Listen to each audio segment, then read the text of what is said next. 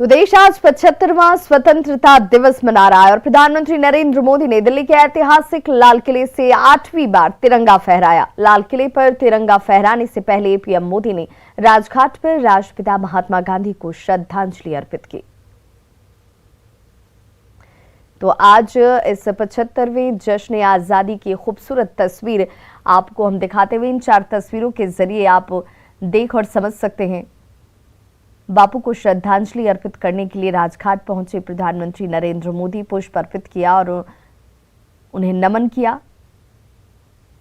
वहीं उसके बाद लाल किले की ओर प्रस्थान करने के बाद गार्ड ऑफ ऑनर प्रधानमंत्री नरेंद्र मोदी को दिया गया। पीएम मोदी ने इस दौरान 8वीं बार लाल किले की प्राचीर से तिरंगा लहराया और पुष्प वर्षा की खूबसूरत और विहंगम तस्वीरें भी आप तक हम पहुंचाते हुए जो पहली बार लाल किले पर आज देखने को मिली।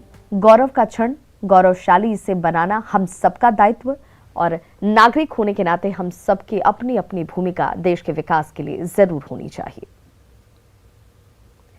तो लाल किले के प्राचीर से अपने संबोधन में प्रधानमंत्री नरेंद्र मोदी ने आजादी के हीरो को सलाम किया, कोरोना संकट से लेकर अन्य चुनौतियों की जिक्र करते नजर आए और ओलंपिक में भारत के शानदार प्रदर्शन पर खिलाड़ियों को बधाई दी।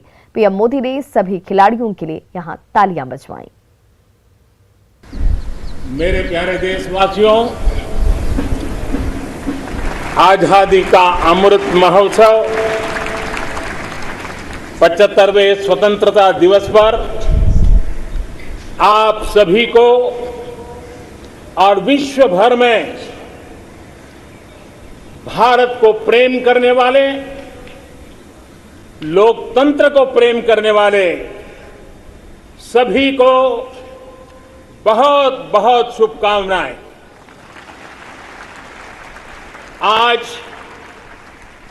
आजादी के अमृत महोत्सव के इस पावन पर्व पर देश अपने सभी स्वतंत्र सेनानियों को राष्ट्र रक्षा में अपने आप को दिन रात खपाने वाले, आहूत करने वाले वीर वीरांगनाओं को आज देश नमन कर रहा है। सबका साथ, सबका विकास, सबका विश्वास, इसी श्रद्धा के साथ हम सब जुट चुके हैं।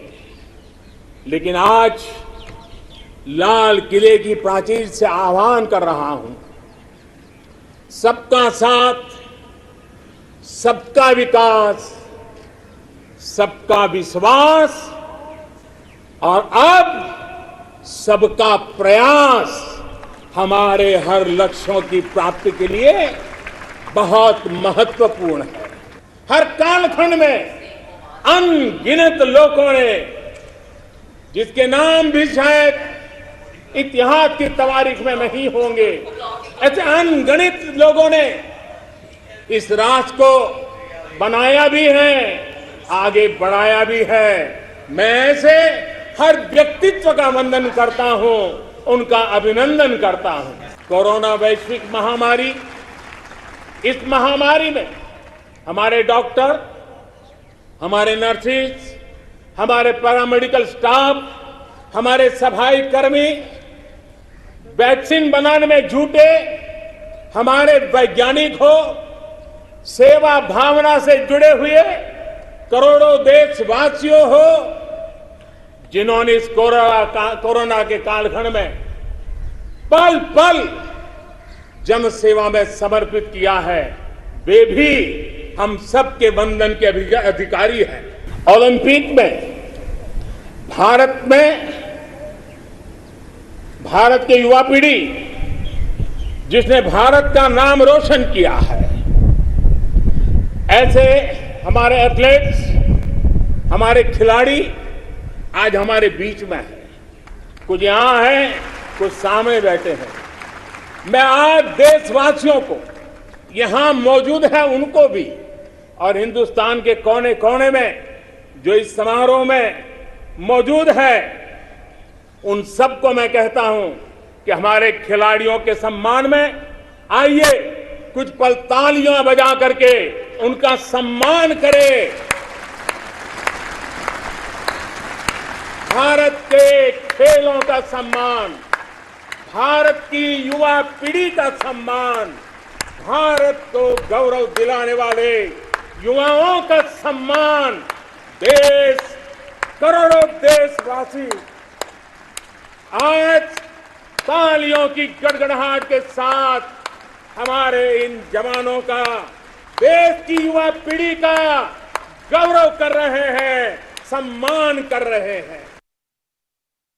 लाल किले के प्राचीर पर राष्ट्रीय ध्वज फहराने के बाद पीएम मोदी ने कहा कि उनकी 20 जो तमाम बातें उन्होंने यहां से जिक्र की, उनकी 20 बड़ी बातें हम आप तक पहुंचा रहे हैं। प्रधानमंत्री मोदी ने कहा कि सबका साथ, सबका विकास, सबका विश्वास के साथ अब सबका प्रयास होगा। ये बेहद खास हो जाता है।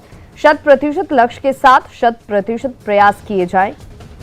देश के तौर पर भारत को पूर्णता की ओर जाने का लक्ष्य हम सबका होना चाहिए। अगले 25 सालों में गांव और शहर के बीच की खाई जो है वो खत्म हो जाएगी। देश के वैज्ञानिकों ने वैक्सीन के मामले में देश को आत्मनिर्भर बनाया। 100 लाख करोड़ की लागत से देश के आधुनिक ढांचे का निर्माण किया जाएगा। नई आर्थिक गतिविधियों से लाखों युवाओं को रोजगार के नए अवसर हासिल होंगे। गति शक्ति से देश की इकोनॉमी का कायाकल्प होगा। ऊर्जा के क्षेत्र में आत्मनिर्भरता के लिए काम करना बेहद जरूरी है। हमारी बेटियां अभूतपूर्व प्रदर्शन कर रही हैं। देश के सैनिक स्कूलों में अब देश की बेटियां भी शिक्षा ग्रहण कर पाएंगी, पढ़ पाएंगी।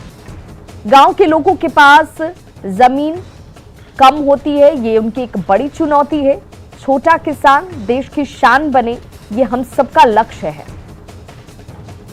देश के खिलाड़ी देश की युवा पीढ़ी के लिए प्रेरणा बने। देश विभाजन के दर्द को अपनी स्मृतियों में रखता है और ये रखा जाना जरूरी है। मिशन सर्कुलर इकोनॉमी की दिशा में काम लगातार किए जा रहे हैं। नवीकरणीय ऊर्जा के क्षेत्र में देश नया इतिहास लिख रहा है। सर्जिकल स्ट्राइक और एयर स्ट्राइक से दुश्मनों को हमने कड़ा और सीधा संदेश दिया। ग्रीन हाइड्रोजन भारत को कार्बन के क्षेत्र में क्वांटम की ओर लेकर जा रहा है और रक्षा के क्षेत्र में भारत को आत्मनिर्भर बनाने का काम लगातार किया जाता हुआ।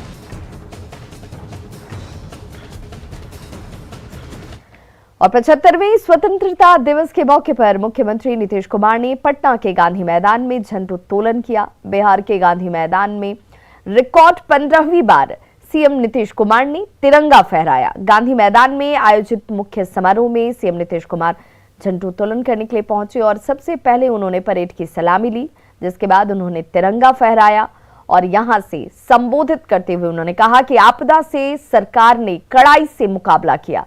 राज्य के विकास के लिए सरकार तेजी से काम कर रही है। सरकार कोरोना की चुनौती का कड़ाई से मुकाबला करती नजर आई और सरकार 6 महीने के भीतर राज्य के 6 करोड़ लोगों का टीकाकरण करवाएगी। हम लोगों ने जून में ये तय कर दिया कि सारे लोगों का 18 साल से अधिक उम्र के लोगों का टीकाकरण होगा और उसमें हम लोगों ने एक यही अपना संकल्प लिया कि अगले 6 महीने में 6 करोड़ लोगों का टीकाकरण करेंगे। यानी 18 साल से ऊपर के जितने लोग हैं सब लोगों का टीकाकरण हो जाए, इस लक्ष्य के साथ हम लोग चल रहे हैं। वहीं मुख्यमंत्री नीतीश कुमार ने यह भी कहा कि सरकार कोरोना की चुनौती का कड़ाई से मुकाबला कर रही है और सरकार 6 महीने के भीतर राज्य के 6 करोड़ लोगों का टीकाकरण करवाएगी। केंद्र सरकार के तर्ज पर राज्य सरकार के अधिकारियों, कर्मचारियों एवं पेंशनधारियों को 1 जुलाई 2021 से महंगाई भत्ता की दर 11% बढ़ाते हुए 17% में जो मिलता है, केंद्र ने जो तय कर दिया 28%, तो अब राज्य में भी अब उसको बढ़ा करके महंगाई भत्ता का दर 11% बढ़ाते हुए यानी 17% से बढ़ा करके 28% कर दिया जाएगा और इसके संबंधित आदेश वित्त विभाग द्वारा शीघ्र ही निर्गत कर दिया जाएगा ताकि अब सब लोगों को सोच लीजिए, फायदा हो जाएगा। सारे हमारे जितने भी लोग हैं, एम्प्लॉइज हैं, अधिकारी हैं, सब लोगों को भी 28% का होगा। तो ये भी काम हम लोगों ने कर दिया है। तो देखिए, स्वतंत्रता दिवस के मौके पर बिहार के मुख्यमंत्री नीतीश कुमार ने सरकारी कर्मियों को एक बड़ा तोहफा दिया, जिसमें उन्होंने महंगाई भत्ते का जिक्र किया, जो कि 17% से बढ़ाकर अब 28% कर दिया गया है। रुक करेंगे दूसरी खबर का। तो सीएम नीतीश कुमार ने कहा कि बिहार में इथेनॉल का निर्माण होगा और इससे किसानों को काफी फायदा पहुंचेगा। सीएम ने कहा कि इथेनॉल के उत्पादन के लिए सरकार को करीब 30,000 करोड़ के निवेश का ऑफर मिला हुआ है। अब देख लीजिए, इथेनॉल का उत्पादन अब होगा। आप में से कुछ लोगों को याद होगा, 2007 में हम नियम बनाए, केंद्र सरकार एग्री नहीं किया। उस समय हम लोग बनवाना चाहते थे इथेनॉल, गन्ना से इथेनॉल के लिए काम करना चाह रहे थे, नहीं माने लोग। और अब केंद्र सरकार ने इसको तय कर लिया है इथेनॉल का, इन सब चीजों के लिए। तो हमारे यहां तो सबसे ज्यादा गन्ना और मक्का, इससे जो इथेनॉल का होगा तो इसके उत्पादकों को कितना लाभ मिलने वाला है। तो अब देखिए, बिहार में आ गया है इस बार 30,000 करोड़ रुपए का निवेश का आ गया है प्रस्ताव। अब आप सोच सकते हैं। आरजेडी कार्यालय में प्रदेश अध्यक्ष जगदानंद सिंह ने तिरंगा नहीं फहराया। स्वतंत्रता दिवस के मौके पर प्रदेश अध्यक्ष जगदानंद सिंह को पार्टी कार्यालय में तिरंगा फहराना था। ये परिपाटी थी जो प्रदेश अध्यक्ष की तरफ से हर बार निभाई जाती है, लेकिन इस बार जगदानंद सिंह इस कार्यक्रम में नहीं पहुंचे, उन्होंने तिरंगा नहीं फहराया। आधिकारिक तौर पर पार्टी ने सूचना भी इसे लेकर जारी की थी, लेकिन जगदानंद सिंह झंडोत्तोलन करने के लिए प्रदेश कार्यालय नहीं पहुंचे। जगदानंद सिंह की गैर मौजूदगी में नेता प्रतिपक्ष तेजस्वी यादव को खुद पार्टी कार्यालय पहुंचना पड़ा और पहली बार आरजेडी ऑफिस में नेता प्रतिपक्ष तेजस्वी यादव ने तिरंगा फहराया। बताया जा रहा है कि जगदानंद सिंह तेज प्रताप यादव के हालिया बयानों से नाखुश हैं, नाराज हैं, पार्टी कार्यालय वो नहीं आ रहे। तेज प्रताप यादव ने जगदानंद सिंह को हिटलर कहा था। साथ ही कई आपत्तिजनक भी बातें उनकी तरफ से की गई थी, जिसे लेकर जगदानंद सिंह नाराज चल रहे हैं। आरजेडी कार्यालय में जगदानंद सिंह का नहीं आना और तेजस्वी यादव का झंडा फहराना सियासी गलियारे में इस वक्त चर्चा का विषय बना हुआ है।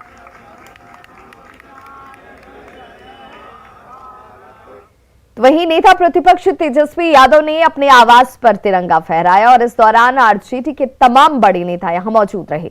तेजस्वी यादव ने देशवासियों को स्वतंत्रता दिवस की बधाई दी। देश के लिए हम लोग सब लोग जो है निर्माण के लिए सब लोग जो है अपना योगदान हम लोग देने का काम करें और सभी लोग जो गरीबी है, भेदभाव है, पिछड़ापन है, इससे हम लोग जल्द से जल्द जो है मुक्ति पाएं। और इस महामारी के समय में ये हो रहा है तो हर तरीके से जो है देश को एकजुट होकर के साथ लड़ने की जरूरत है और सब लोग मिलकर के लड़ें। और फिलहाल एक छोटा सा अंतराल, फौरन होंगे वापस, बने रहिए हमारे साथ।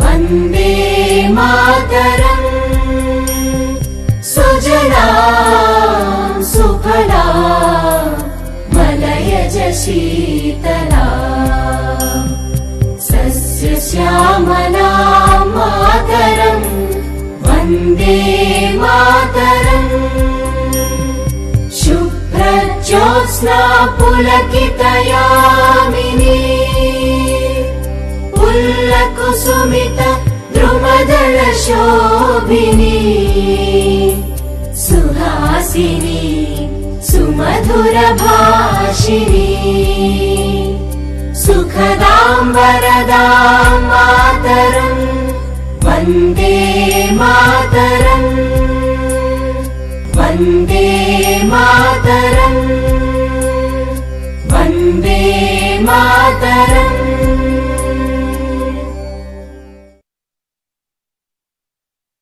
का रूप लोगों को डरा रहा है।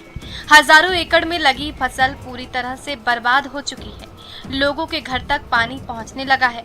कई गांवों का सड़क संपर्क जिला मुख्यालय से टूट गया है। लोग जान जोखिम में डालकर आवाजाही कर रहे हैं। मोहनपुर प्रखंड के दक्षिणी डुंगरी पंचायत के चपरा गांव के वार्ड 9 से लेकर 13 तक में बाढ़ का पानी है। बाढ़ की स्थिति नियंत्रण में अवश्य है, लेकिन लोगों की चिंता बढ़ने लगी है। गांव-गांव में बाढ़ का पानी प्रवेश कर चुका है, जिसकी जद में कई दलित बस्ती भी आ चुकी है। तो गंगा किनारे अवस्थित पंचायतों के निचले हिस्से खेती हर भूमि पर पानी दस्तक दे चुकी है। जलस्तर की वृद्धि का सिलसिला जारी रहा तो बाढ़ की स्थिति गंभीर बन जाएगी। कई पंचायतें ऐसे हैं जिन्हें जोड़ने वाली पथों पर गंगा और वाया नदी का पानी चढ़ गया है, जिससे यातायात पूर्णतः बाधित है।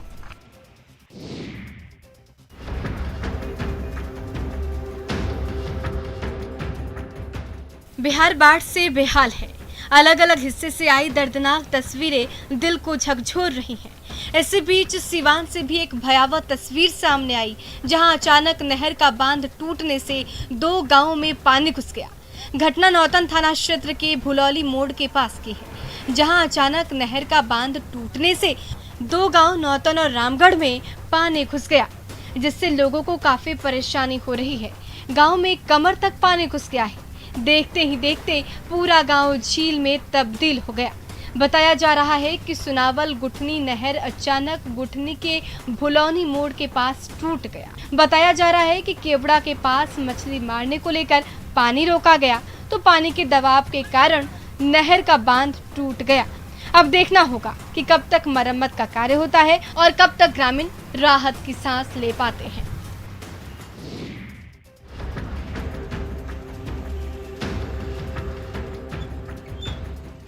भोजपुर में गंगा और विकराल रूप लेती जा रही है। बाढ़ का पानी लगातार अलग अलग इलाकों में फैलता जा रहा है। स्थिति ये हो गई है कि सड़कों पर भी तालाब जैसा नजारा दिखने लगा है।